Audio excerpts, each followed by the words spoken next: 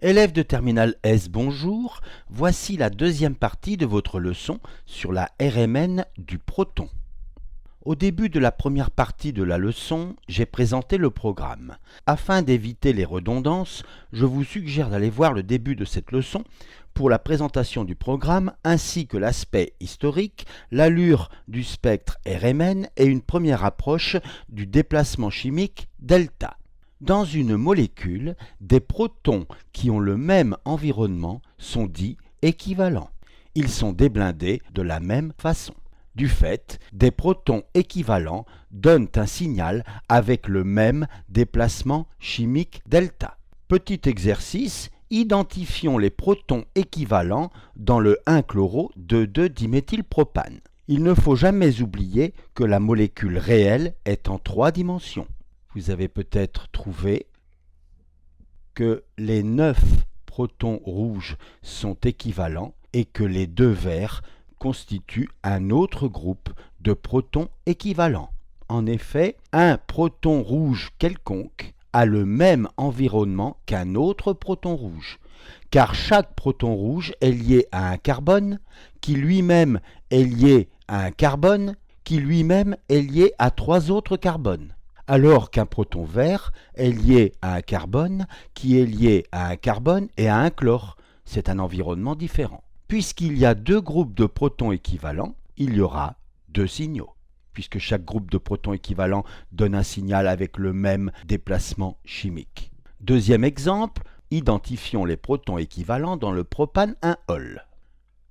Alors nous avons ces 3 rouges, ces 2 verts, ces 2 bleus et le jaune qui est tout seul. En effet, chaque proton rouge est lié à un atome de carbone qui lui-même est lié à un carbone, alors que les protons verts sont liés à un carbone qui est lié à 2 autres carbones, alors que les protons bleus sont liés à un carbone qui est lié à un carbone et à un oxygène, et le jaune est lié à un oxygène.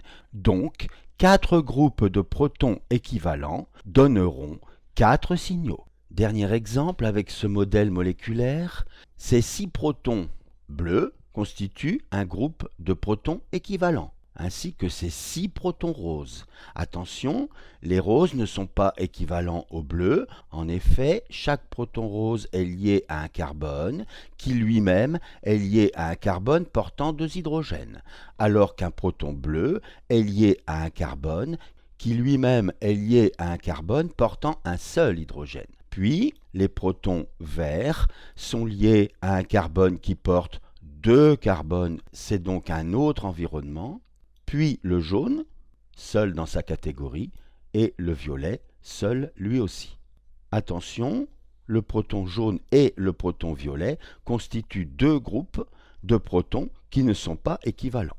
En effet, le proton jaune est lié à un carbone qui lui-même est lié à 3 carbones et l'un de ces 3 carbones porte 2 carbones, alors que le violet est lié à un carbone qui porte 3 carbones et ces 3 carbones sont liés à des carbones.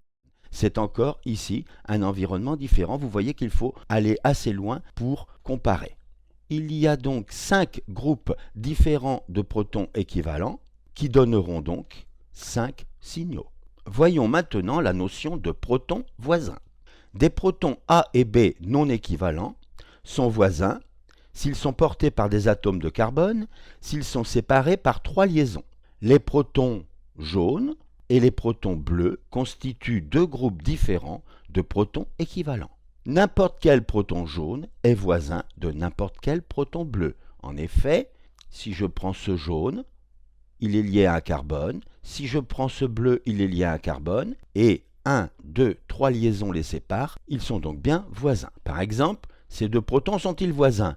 Carbone, carbone, 1, 2, 3, voisins. Carbone, carbone, 1, 2, 3, voisins. Carbone, carbone, 1, 2, 3, ils sont bien voisins, mais ce sont des voisins qui ne nous intéressent pas, car ils ne constituent pas des protons non équivalents. Nous ne les considérerons pas comme des voisins intéressants pour la RMN, et donc nous les qualifions ici de non-voisins. Carbone, carbone, 1, 2, 3, 4, ça ne va pas, non-voisin.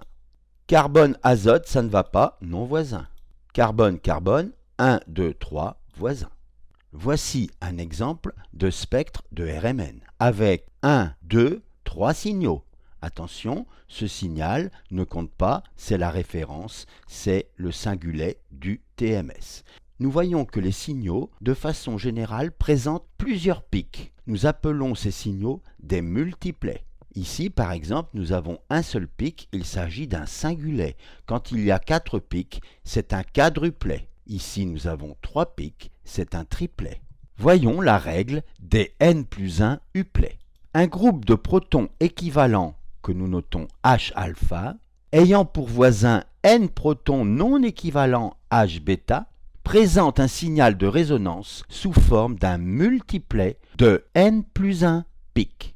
Autrement dit, 0 voisin, nous aurons un pic, c'est-à-dire un singulet, un voisin 2, 2 voisins 3 pics, etc. Et pour 5 voisins, nous aurons 6 pics, ce que nous appelons un sextuplet.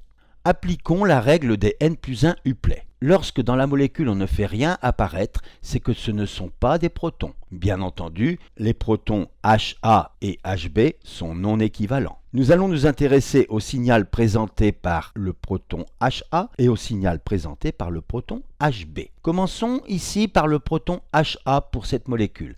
Vous voyez que le proton HA a un voisin non équivalent. J'applique la règle. Puisqu'il a un voisin non équivalent, n plus 1 égale 1 plus 1 égale 2, nous aurons donc un doublet. B a un voisin, donc 1 plus 1 égale 2, j'aurai donc un doublet. Les deux protons A ont un voisin, donc les protons HA qui ont un voisin non équivalent présenteront un doublet.